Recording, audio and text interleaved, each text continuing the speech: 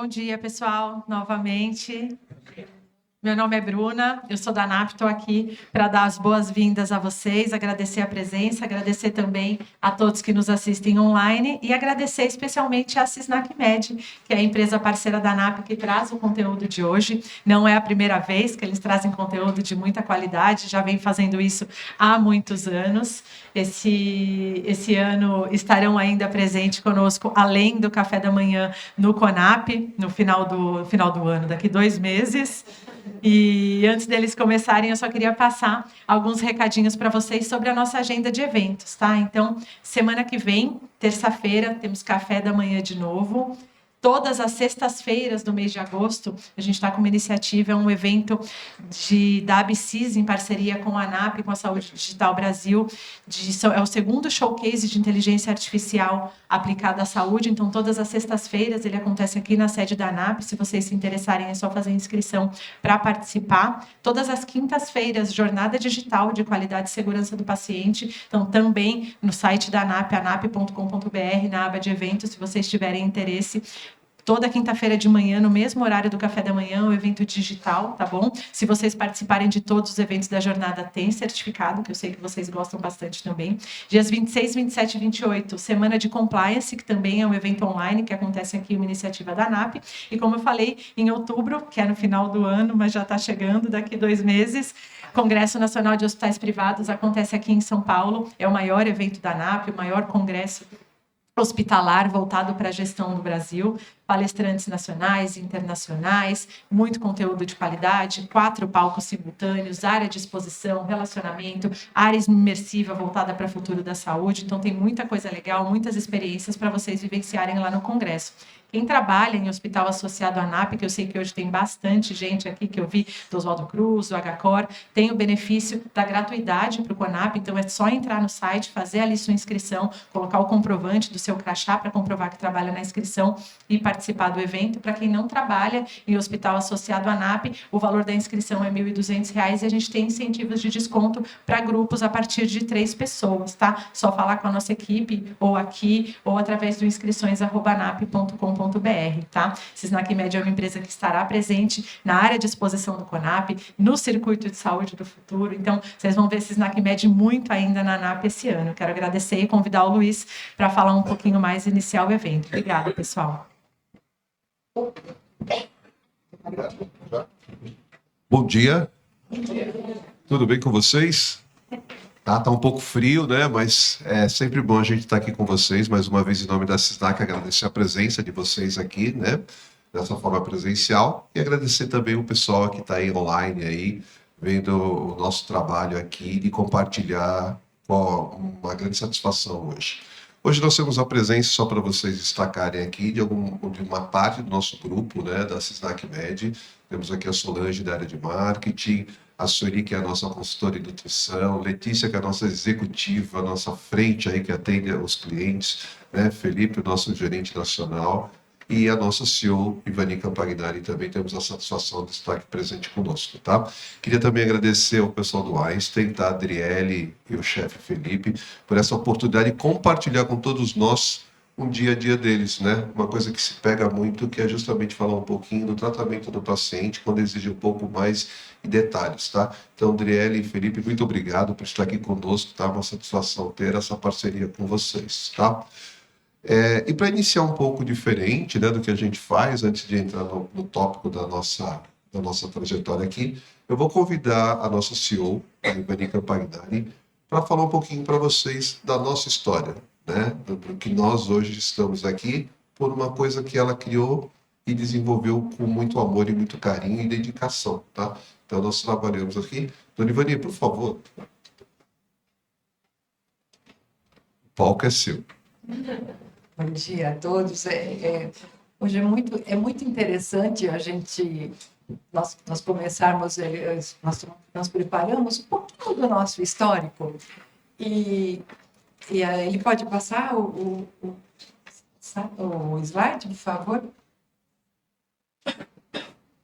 Nós temos aqui, hoje nós somos um grupo. A Tecnovation é uma fábrica que produz os equipamentos para nós. Alguns nós importamos e alguns nós produzimos aqui no Brasil. Nós temos a Cimatese Latam, que é uma parceria com uma empresa francesa, que nós trabalhamos na área de estética, e a Icuni também. Todos eles, as empresas sempre ligadas à saúde. E a Sisnac Med, que é a mãe, né, nós temos 35 anos de vida, sempre na área hospitalar, né, sempre na área de saúde. O próximo slide, por favor. E aí é uma coisa bastante interessante, que nós temos aqui, começamos em 90, né? E a gente fazia muito um trabalho junto aos hospitais, um trabalho de consultoria. Nós tínhamos o escritório fora do país, nos Estados Unidos, e a gente fazia um trabalho de consultoria. Sempre nós começamos na área de medicamentos e equipamentos para farmácia e nutrição e enfermagem. E em 95, estava aqui conversando com a Adriele, 95, o comprador do Einstein perguntou, Ivan, o que se usa fora do país na área de nutrição? Porque a gente, na farmácia, a gente estava começando a trabalhar com dose unitária, que era o medicamento certo, na hora certa, para o paciente certo. E na nutrição, nós começamos a ver que fora já estavam entregando alimento certo, na hora certa, para o paciente certo. Então, nós começamos. Então, a nossa história com a nutrição é muito linkada com Albert Einstein. Então, hoje aqui é uma satisfação enorme estar com eles aqui, porque esse é o início do nosso histórico. Começamos na área de nutrição, que depois nos apaixonamos por essa área, é uma área apaixonante, né? E estamos até hoje, né? São 35 anos de história. Então, a gente agradece bastante aos dois aqui que vão acrescentar e mostrar um pouco do trabalho maravilhoso que eles fazem.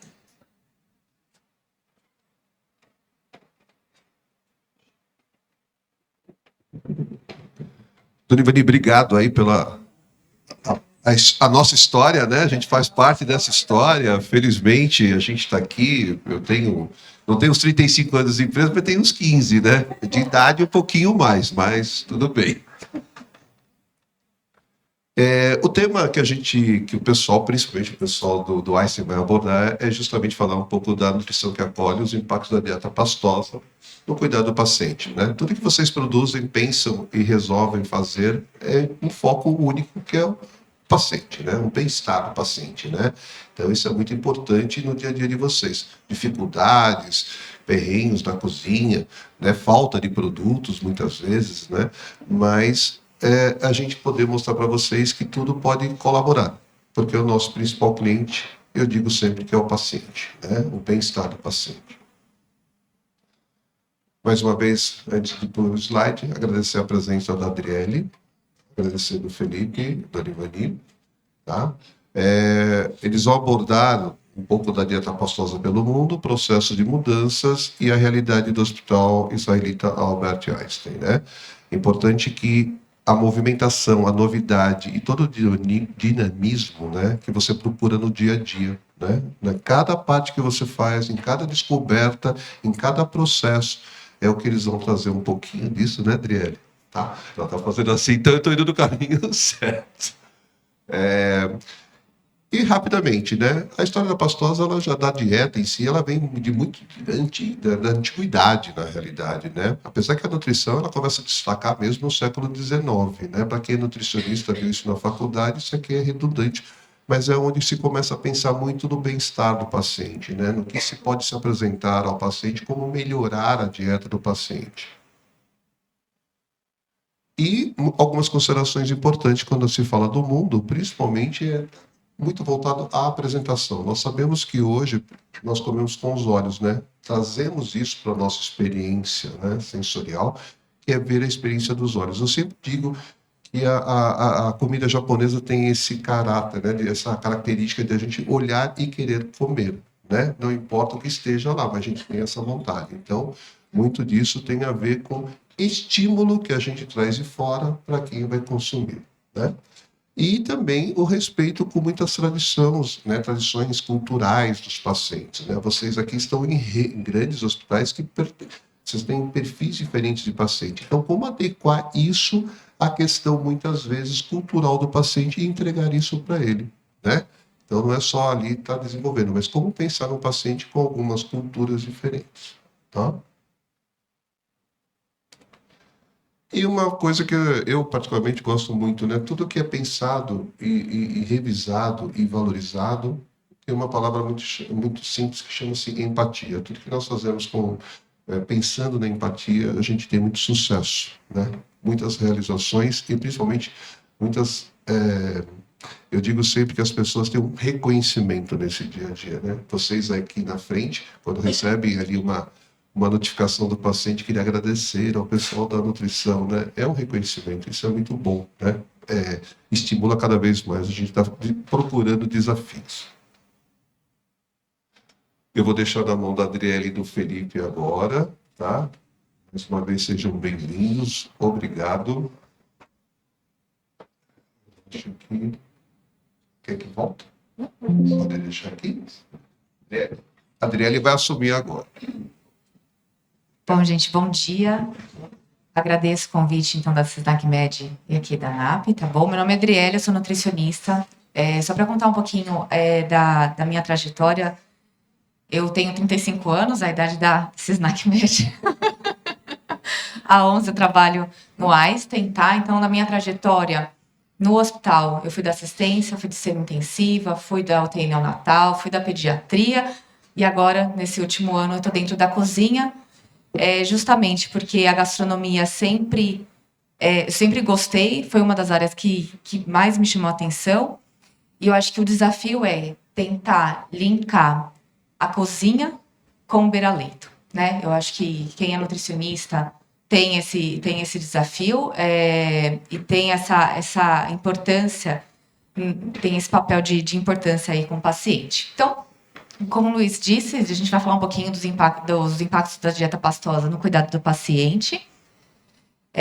Aqui o Luiz já fez a introdução, tá bom? Do que a gente vai falar um pouquinho hoje. Aqui nosso público, nutricionistas, a maioria, farmacêuticos, enfermeiros, médicos, mas nutris. Então, tá bom. Bom, o que eu geralmente gosto de perguntar, né? Em uma palavra, se vocês pudessem resumir o que interfere na aceitação alimentar do paciente hospitalizado na percepção de cada um de vocês. Eu fiz essa pergunta no nosso simpósio, lá no Einstein, esse ano. E aí veio essa chuva de palavras, né? E aí a gente consegue ver que os motivos maiores ali de 176 respondentes caracterizou como textura, aparência, sabor, apresentação e consistência. Então, é onde a gente tem que atuar aí diariamente. Bom, e a gente sabe que esses fatores, eles vão interferir totalmente em perda de funcionalidade e massa muscular nesse paciente internado. Ele não come, eu tenho um aumento na hospitalização, e aí eu tenho maiores custos, tanto para a rede privada, rede pública, quanto também eu tenho um impacto ali nesse paciente quando ele, na casa dele, né? Ele é o provedor, né? É ele que faz aí ele é quem leva o dinheiro para casa, quem tem o poder de consumo, então eu tenho aí uma influência em toda a cadeia. E aí, se a gente for falar o que é o se alimentar e o que é comer, a gente tem uma diferença. Então, o alimentar, ele é um ato nutricional, né? Mas o comer, ele está muito ligado à questão de costumes, à questão de condutas, protocolos, situações. Então, o comer, o ato de comer, ele acaba modificando aí conforme o dia a dia do paciente. E aí, o que a gente tem de ação pelo mundo? O que está acontecendo em outros países nos serviços hospitalares? Todo mundo conhece o IDSI? Já tem, na realidade de vocês, já tem implantado? Na minha, não. A gente ainda vai percorrer esse caminho ainda. Para quem não conhece o IDSI, então, ele acaba sendo uma padronização da consistência pastosa, semissólida, que hoje a gente acaba falando no hospital. Então, se a gente for ver lá no Einstein, a gente tem a dieta pastosa e a dieta semissólida, que a gente tem a nomenclatura de P4. Em outros hospitais, se eu for perguntar para vocês, alguém tem P4? Ninguém sabe o que é isso. Se eu falar pastosa, todo mundo vai ver. Na minha realidade, todos os alimentos são batidos, sem pedaço. Em outras realidades, a gente tem a pastosa liquidificada, a pastosa homogeneizada. A gente tem várias nomenclaturas para a mesma coisa. O IDS vem para padronizar isso, para que todo mundo fale a mesma coisa. E aí a gente tem a padronização tanto para alimentos quanto para bebidas.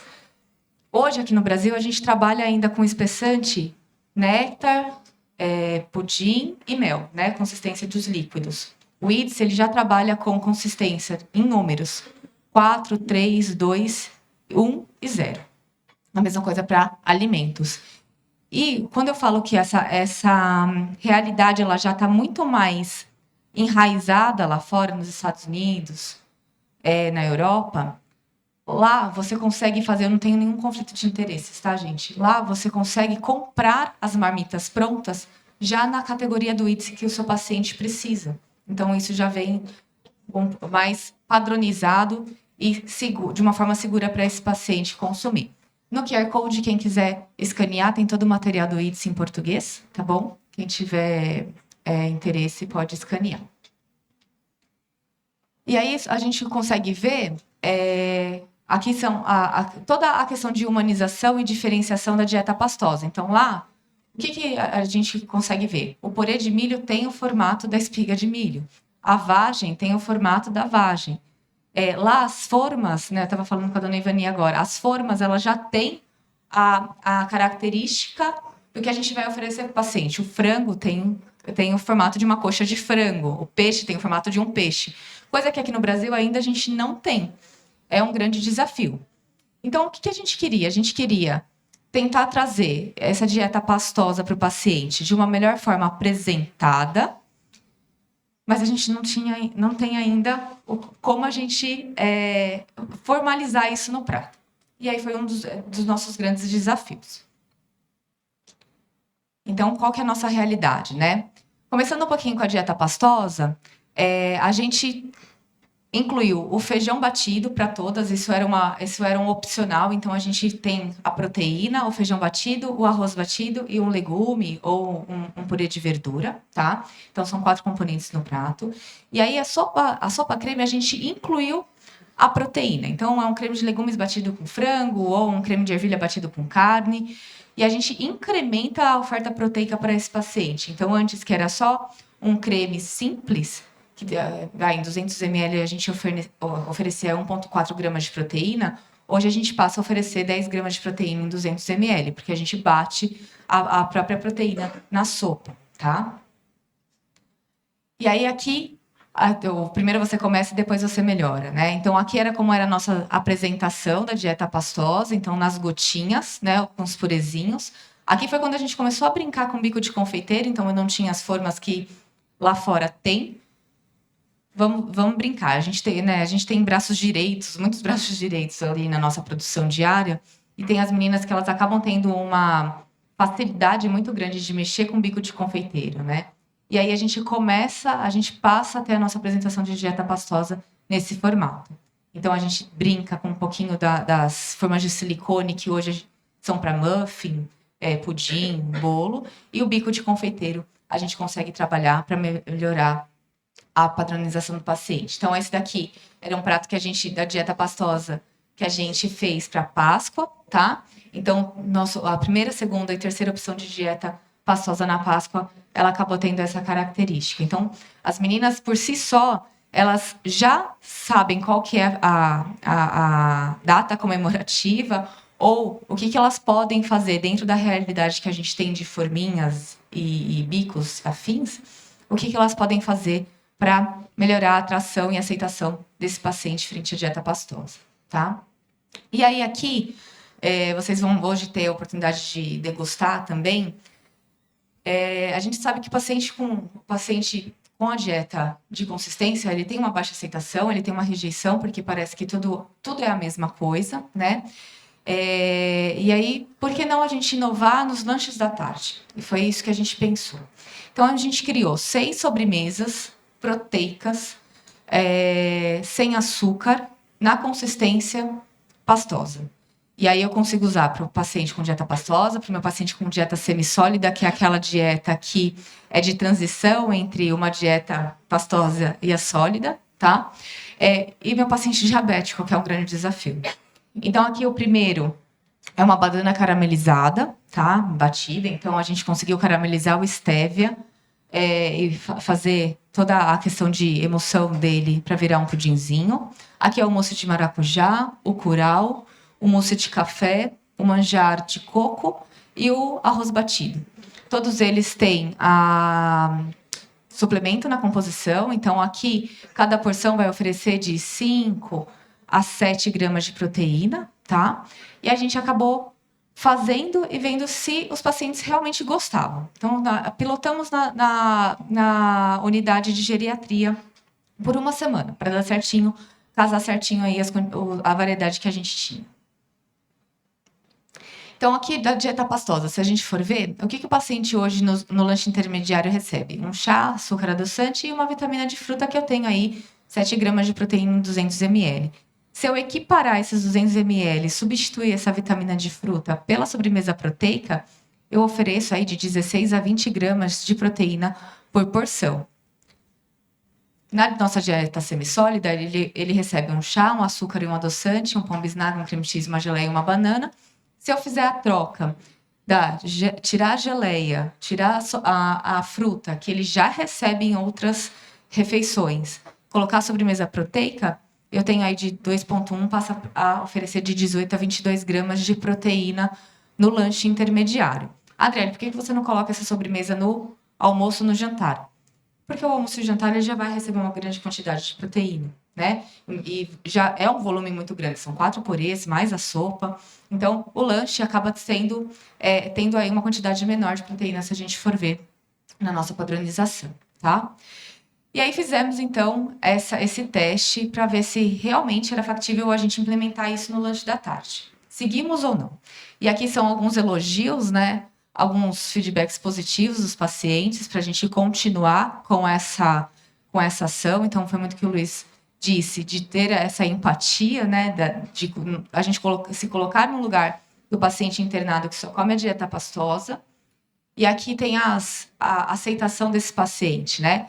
Então, obviamente, os que foram bem aceitos foram o curau de milho, o mousse de maracujá, que foram aceitos também a banana caramelizada, o mousse de café e o arroz doce, tá? A gente teve uma aceitação aqui, se a gente for ver, ó, de 75%, 89%, 93%. Mesmo os pacientes que às vezes não gostavam do milho ou não gostavam de café, quiseram degustar para ver se realmente era bom ou não. E aí a gente, obviamente, teve que fazer uns ajustes de questão de sabor. Então, como que a gente padronizou, né? Primeiro, nós, a parte técnica de nutrição, desenvolvemos a receita e degustamos sabor. A parte da fono degustou consistência, porque não podia arriscar a questão de consistência. E aí o paciente foi o que falou que realmente se o sabor estava bom ou não, tá? E aí foi positivo, foi bem positivo. Quando a gente fala de valor, que a gente não pode esquecer também, né? A gente sugere, vamos fazer, mas quanto que isso gasta efetivamente? Quanto que nosso serviço vai ter de dispêndio? E aí a gente, obviamente, faz uma questão de custo-benefício. Então, aqui, quando a gente fala da dieta pastosa, a primeira opção a gente gasta em média aí de R$ 4,40, né? A gente passa para R$ 14,00. A da semissólida que eu mostrei para vocês, R$ 3,75, a gente passa para R$ 6,00. Adriele, nossa, é um incremento de valor muito grande, realmente, é um incremento de valor muito grande. Mas, será que esse paciente não se recupera mais rápido? Será que eu não aumento a aceitação alimentar desse paciente? Pensando num paciente que eu tenho uma transição de sonda, será que isso não é benéfico para ele? Será que isso não se paga? Então, fica a pergunta e a reflexão. Não tenho essas respostas ainda, mas deixo a reflexão para todos vocês. E aí, falando de nutrição que acolhe, saindo um pouquinho da dieta pastosa, mas falando de questões de dietas mais restritas e veganas e vegetarianas, então a gente acabou fazendo uma alteração no cardápio, né? o Fê desenvolveu um cardápio diferenciado, e aí a gente incluiu, obviamente, o feijão como opção fixa para veganos e vegetarianos, e a gente começou a rever os cardápios e aumentar o teor proteico. Então, a gente começou a usar mais feijão fradinho, mais tofu, mais soja, mais lentilha, com uma outra apresentação para o paciente vegano e vegetariano. As infantis também, que eu acho que esse foi um diferencial, porque a gente conseguiu modificar a apresentação desses pratos para a pediatria, teve uma boa aceitação, teve um feedback positivo, a gente segue com essa ação até hoje, então todos os dias os pacientes recebem aí o prato enfeitado, né? Esse daqui, esse pozinho que a gente usa, a gente não usa nenhuma base de molho, de tempero industrializado, é tudo natural, tá? Esse pozinho a gente desidratou a cenoura, né, Fê? Desidratamos a cenoura e batemos ele no mixer, tá? Até ficar nessa consistência de pó mesmo, tá? E aí a gente consegue enfeitar o prato, dar cor no arroz. A gente fez a mesma coisa também para beterraba e para salsa, né? Então a gente tem uma gama muito variada de produtos para a gente usar para pediatria também e para outros pratos para incrementar a questão nutricional, tá? O Fê, então, é meu braço direito lá no hospital, né? Ele é formado por gastronomia na faculdade na UTEC, ele tem experiência de gastronomia hospitalar de outros hospitais. O próximo slide eu vou passar um vídeo do passo a passo de como a gente faz o mousse de maracujá proteico, tá? O que vocês vão degustar hoje é o mousse de café. E aí eu vou dar só um spoiler para vocês. Lembrem que os pacientes idosos, eles têm uma diferença, né, das pílulas gustativas, eles têm diminuição de sabor. Então a gente teve que intensificar o sabor para eles conseguirem consumir, tá bom? Então, muito de vocês vai falar assim, nossa, que café. Mas é que a gente precisa intensificar o sabor para o paciente conseguir consumir melhor, tá bom?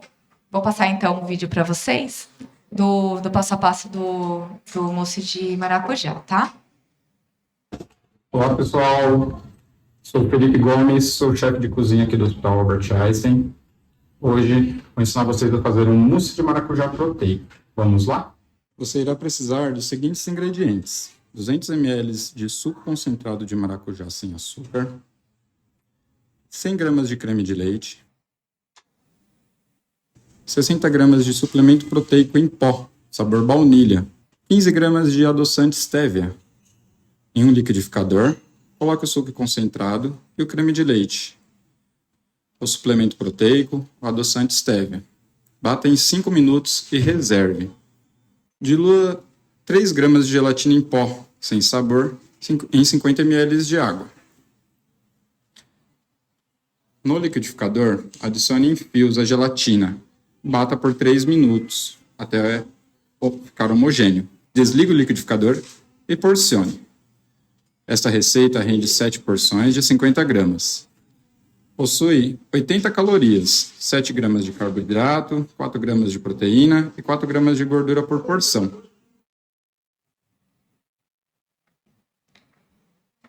Então, essa foi o modo, né, de preparo que a gente fez o mousse de maracujá. Eu não podia não trazer toda a equipe, que ela é toda envolvida em fazer tudo isso acontecer, né? Então, diariamente, a gente acaba tendo aí os nossos colaboradores envolvidos no cuidado do paciente. Então, cozinhar é materializar o amor em pequenas colheradas. Muitos me perguntam como que a gente faz tudo isso, se a gente teve incremento de pessoal, se a gente teve contratação. Não. Eu tive que fazer remanejamento das operações dentro do meu escopo de trabalho, o que a gente conseguiria atender, né? Então, ter o cuidado com o paciente, ter a humanização do paciente, mas em questão operacional é fazer eles entenderem o porquê que eles estão fazendo tudo isso, o porquê que a gente está mudando a apresentação da dieta, o porquê que a gente está colocando um suplemento numa sobremesa que na cabeça deles, até pouco tempo, não tinha o porquê. Eu acho que vale a nossa conscientização para a equipe operacional, do porquê que eles estão realmente ali, do porquê que eles vão todos os dias trabalhar com problemas pessoais, obviamente que a gente sabe que o nosso operacional enfrenta, né, como todos nós, mas qual que é o melhor que eles podem entregar? E acaba sendo todo esse trabalho que a gente fez e que a gente faz, tá? Então, gente, eu queria agradecer. O Felipe saiu rapidinho para ele organizar lá fora. Então, o que a gente tem lá fora, tá? Nós temos a degustação do mousse de café, tá? Ele tem proteína na base, tá bom? Então, talvez vocês sintam a questão do forte do café no começo, mas talvez o suplemento baunilha no final, tá? E nós trouxemos para ele montar junto com vocês a dieta pastosa. Então, a gente trouxe no bico de confeiteiro, a gente trouxe nas forminhas para vocês verem como que a gente emprata no nosso dia a dia, tá bom? Obrigada.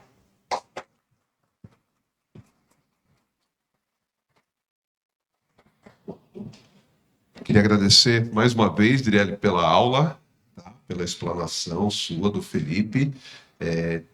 Espero que as pessoas tenham, né, colaborado essas informações do dia a dia de vocês. Me deu fome, tá? Pastosa é uma coisa que, né, tá vendo? Já mexeu aqui com... Vai ser uma experiência ímpar fazer essa degustação, né, presencial aqui, esses detalhes tão importantes. E agora a gente quer abrir antes, né? Bom, assim o pessoal vai ficando mais querendo comer um pouco.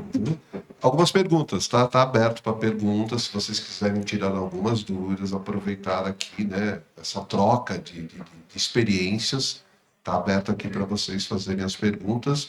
E eu acho que também para o pessoal também. Já tem, tá vendo? O pessoal lá de fora já está fazendo pergunta, Adriele, tá? Vou deixar você com o microfone, tá bom? Obrigada.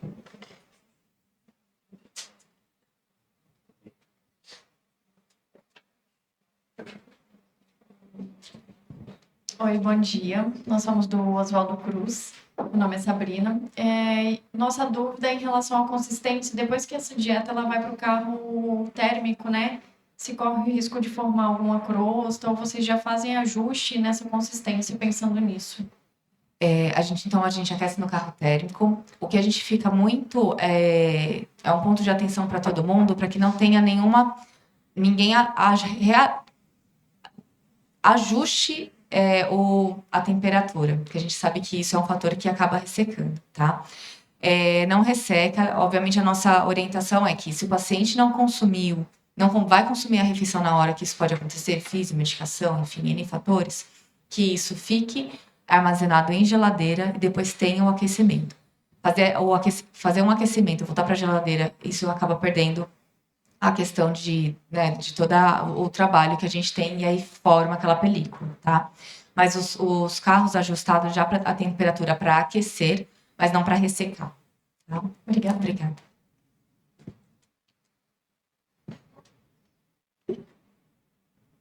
A gente pode fazer um online, como a gente volta presencial. Tem uma aqui. Quantas refeições modificadas em consistência servem em média por refeição principal? Qual é o número de colaboradores envolvidos na produção e porcionamento? Em média, assim, o que a gente fez também para facilitar a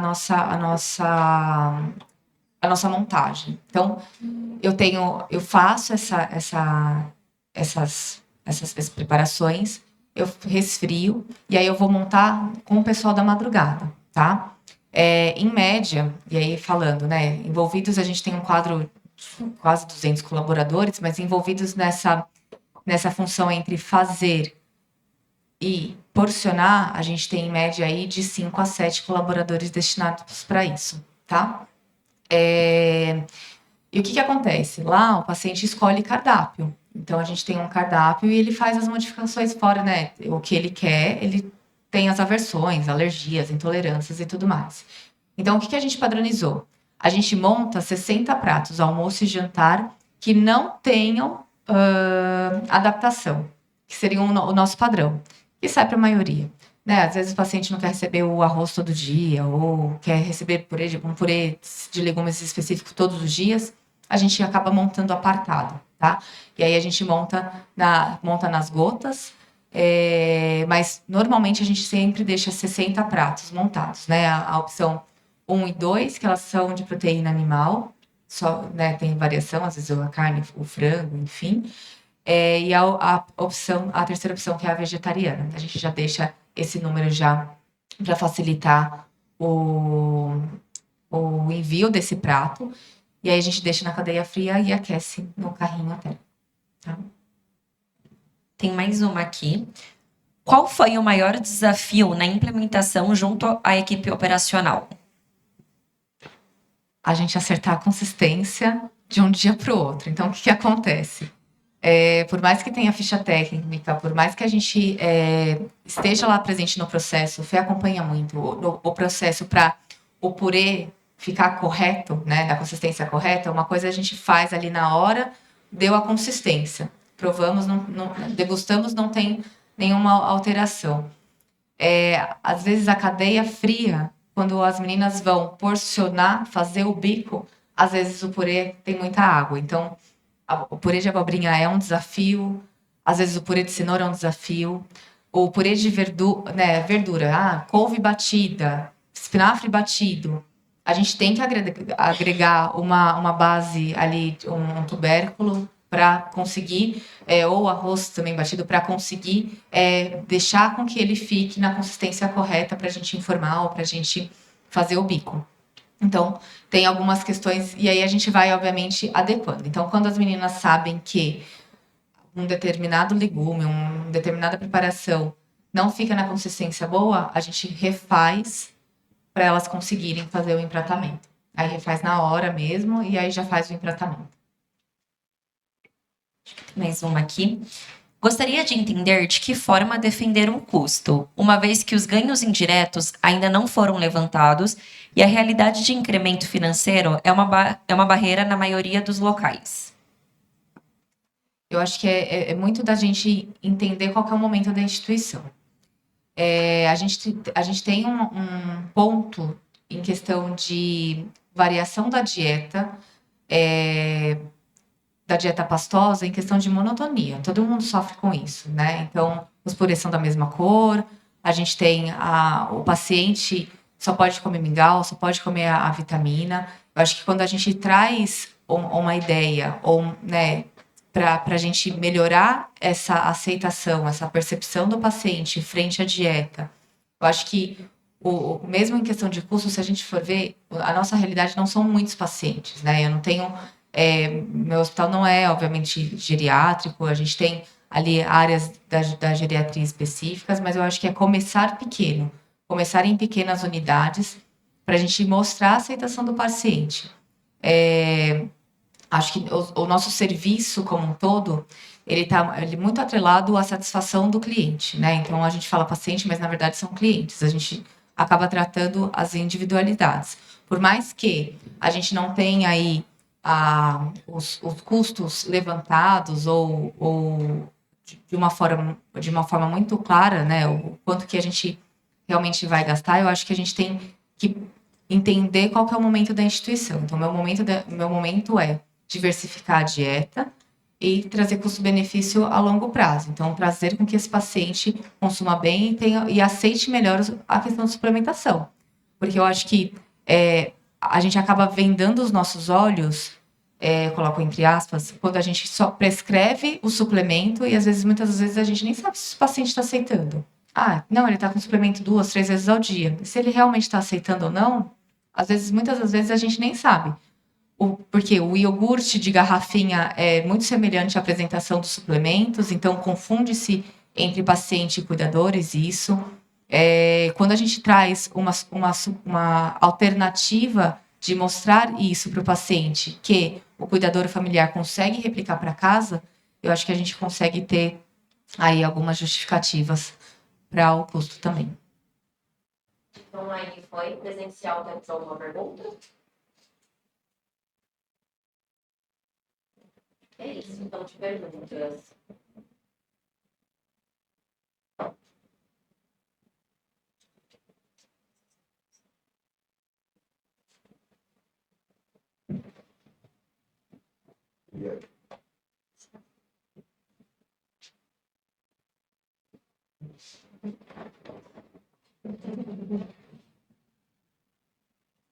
Adriele, obrigado pelas suas respostas aí do pessoal, tá? Fica aberto também, né, para futuros questionamentos também, perguntas, se for o caso, tá? Eu acho que agora pode liberar. Pode liberar. Tá lá do lado do Fê, tá bom? Se vocês tiverem alguma pergunta, algum questionamento, a gente está à disposição. É uma nova oportunidade também, né, para tirar dúvidas, tá bom? Pessoal, muito obrigado pela presença de vocês, tanto aqui, novamente presencial, pessoal aí da telinha também, tá? Muito obrigado, é sempre uma grande satisfação estar aqui com vocês, é uma oportunidade ímpar para nós da CISNAC e compartilhar um pouco dessa nossa vivência também, né? Mas principalmente de ouvi-las, tá? De ouvi-los também, tá bom? Então, muito obrigado, um bom dia para vocês, uma boa semana e até a próxima. Obrigado.